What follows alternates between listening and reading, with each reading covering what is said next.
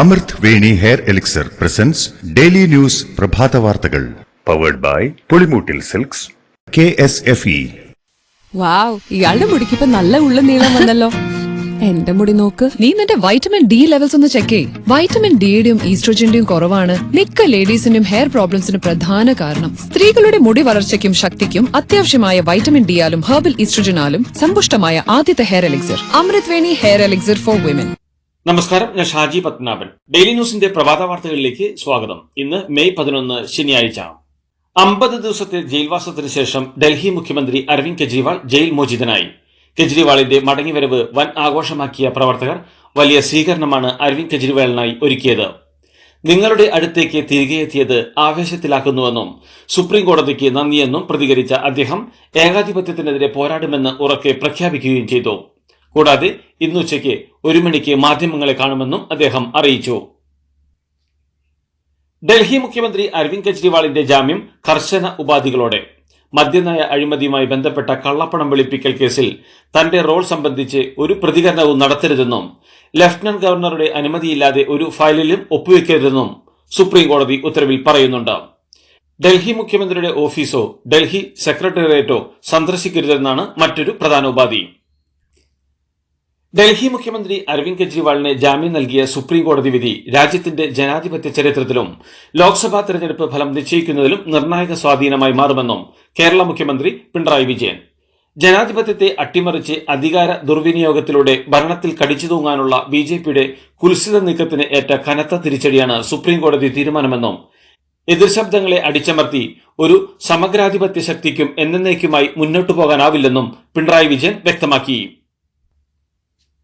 ജനാധിപത്യത്തെ അട്ടിമറിച്ച് ഏകാധിപത്യത്തെ വാഴിക്കാമെന്ന് കരുതുന്ന സംഘപരിവാറിന്റെ മുഖത്തേറ്റ അടിയാണ് കോടതി വിധിയെന്ന് പ്രതിപക്ഷ നേതാവ് VD സതീശൻ. ഇന്ത്യ മുന്നണിക്ക് കൂടുതൽ ആത്മവിശ്വാസവും ഊർജവും നൽകുന്നതാണ് സുപ്രീം കോടതി വിധിയെന്നും പ്രതിപക്ഷ നേതാവ് പറഞ്ഞു.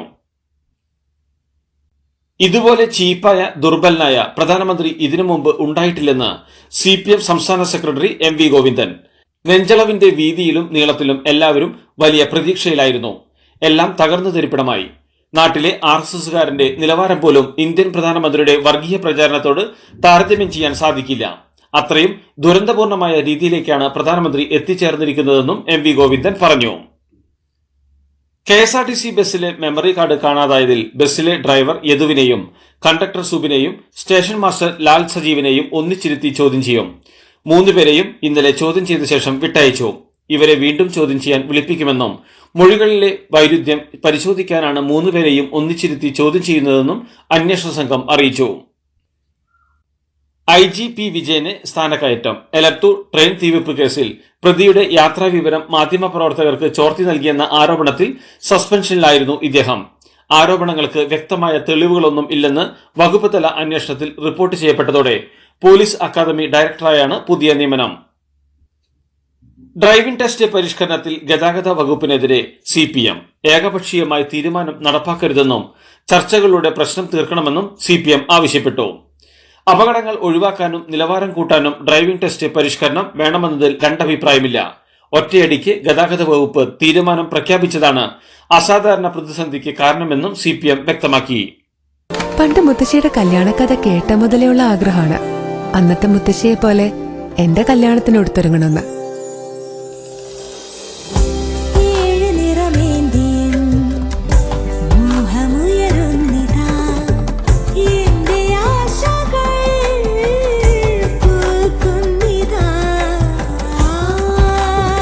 ചില ബന്ധങ്ങൾ തുടർന്നുകൊണ്ടേയിരിക്കും. Celebrating 100 years of Pulimoottil silks.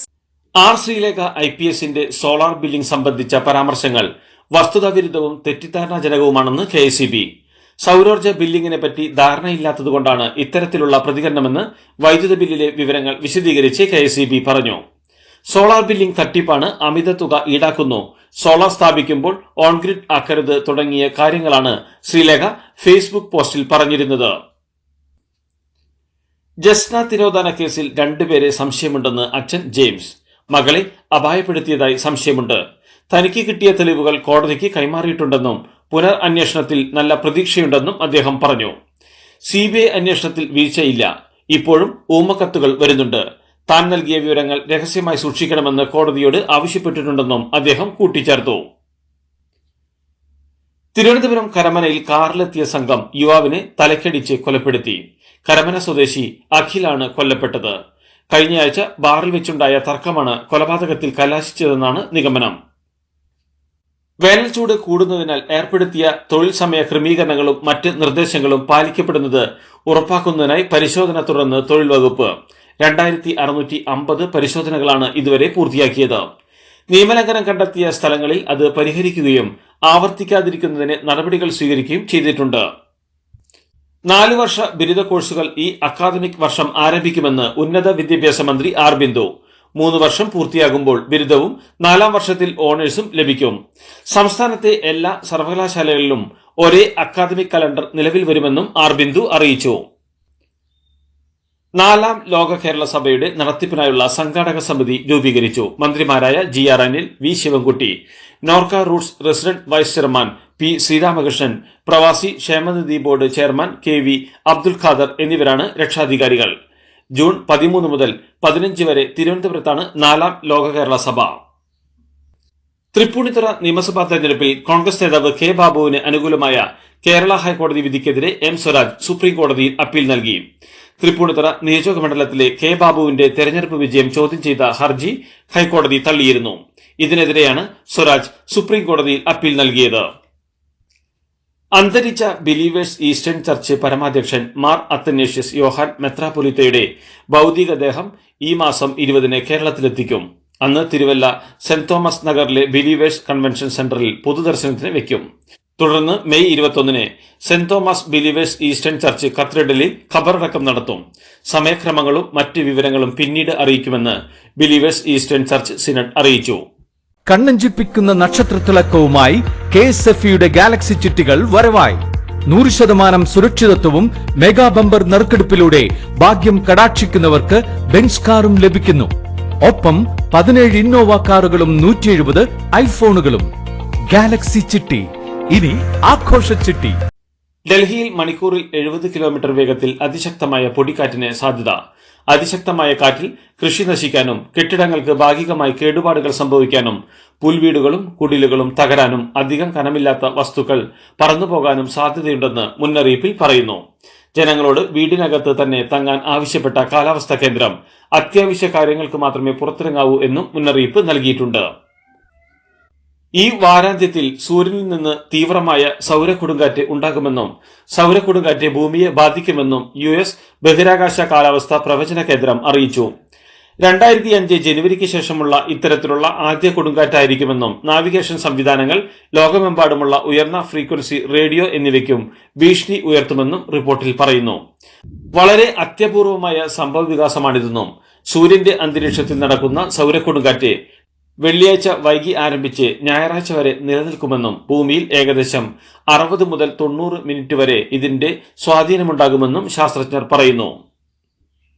ഛത്തീസ്ഗഡിലെ ഗംഗളൂർ മേഖലയിൽ സുരക്ഷാ ഉദ്യോഗസ്ഥരുമായുള്ള ഏറ്റുമുട്ടലിൽ 12 മാവോയിസ്റ്റ് പ്രവർത്തകർ കൊല്ലപ്പെട്ടു. ഏറ്റുമുട്ടൽ 11 മണിക്കൂർ നീണ്ടുനിന്നുവെന്നും 12 മൃതദേഹങ്ങൾ കണ്ടെടുത്തുവെന്നും ഏറ്റുമുട്ടൽ അവസാനിച്ചതായും മുഖ്യമന്ത്രി വിഷ്ണു ദേവ്സായ് പറഞ്ഞു. ആരോപണങ്ങൾക്ക് മറുപടിയുമായി തെരഞ്ഞെടുപ്പ് കമ്മീഷൻ. പോളിംഗ് വിവരങ്ങൾ തത്സമയം ലഭ്യമാണ് എന്നതിനാൽ അതിന്റെ റിലീസ് വൈകിയെന്ന കോൺഗ്രസ് ആരോപണം അസംബന്ധമാണെന്നായിരുന്നു കോൺഗ്രസ് അധ്യക്ഷൻ മല്ലികാർജ്ജുൻ ഖാർഗെയ്ക്ക് EC നൽകിയ മറുപടി.